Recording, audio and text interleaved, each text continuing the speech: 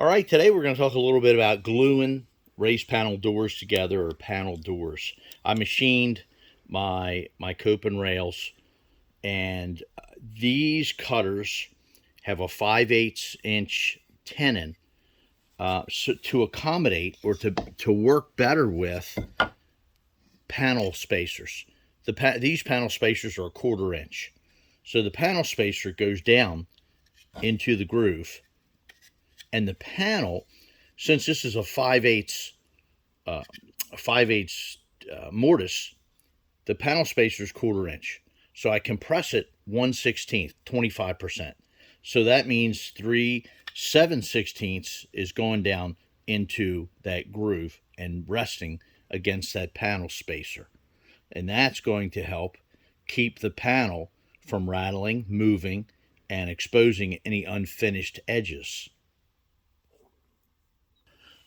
So now we're going to go ahead and put a few marks on our panels so that we know we're not offsetting the panel when we put it together. And since I had a 5/8 groove with a 1/4 inch spacer ball, I'm compressing to 3/16. So I want to go ahead and put a mark at 7/16 to help me center my panel.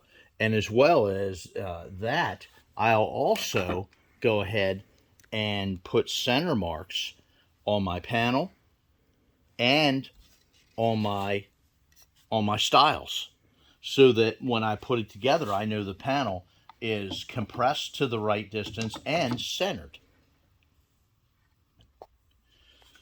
So now that we have these marked on the panels, I went ahead and marked the center of my raised panel, the center of my rails, so that when I put the panel in the rail, I know that the panel is centered. And next, we've got to think about where we're going to put glue on these rails. You don't want to glue the center panel, you want the center panel to float. So what I do is I'll set up the doors, and then I'll look at the tenons, and I'll just put a little mark here. So when I'm spreading glue, I know not to go beyond this mark with the glue, because I don't want to glue the panel. I want to glue the stiles to the rails. So I mark where the tenons are. And now we are ready to start the gluing process. And when you think about it, you can go ahead and put your rails onto the panels, start compressing those spacer balls, because you're going to then put glue on both sides of your stiles, and then glue the tenons on the rails and slip it together. So before you start gluing, take your glue brush, dip it in your water, squeeze the water out of the end of the brush. Now you've got a little bit of water on those bristles. The glue will spread better, and later when you have to clean your brush up, when you're done applying the glue, it'll clean up nicer. So we're going to go ahead, put a little glue down in the tenons across the profile. I like to get it on both sides. Let it run down in there. Not a ton. You want to smear it around a little bit.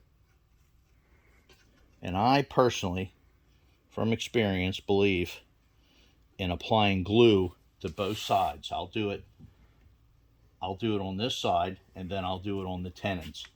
Sometimes I've seen people that, I don't know, for some reason they feel they don't have to put glue on both sides. But I think that what you're doing is you're working that glue into the pores of the wood, and you're creating a better bond. So now we're going to go ahead and put some glue on our tenons of our profiles. Just work it back up in there. Get a little bit on the shoulders. Now you've got to get some glue on the back sides. You can flip it if you'd like. That's probably what I'll do. I'll go ahead and put it on this side. So now we're going to go ahead and set this side down into the stile. Line it all up. Get it down in there. I always try to have a little block of wood and a dead blow hammer if I need to lightly persuade it. But it's nothing you really have to beat on. You shouldn't have to beat on it.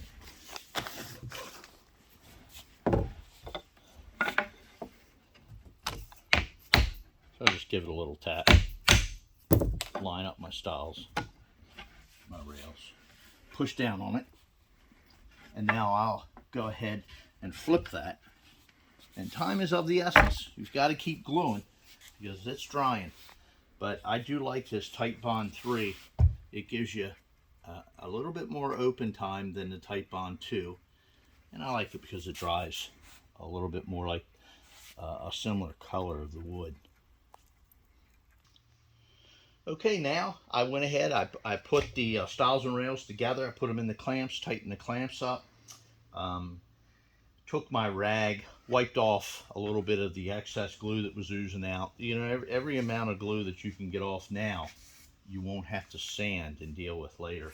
One thing to do in the corners, we'll take a look. I'll show you how this corner has a little bit of glue oozing in the corner where the stile and rail goes together.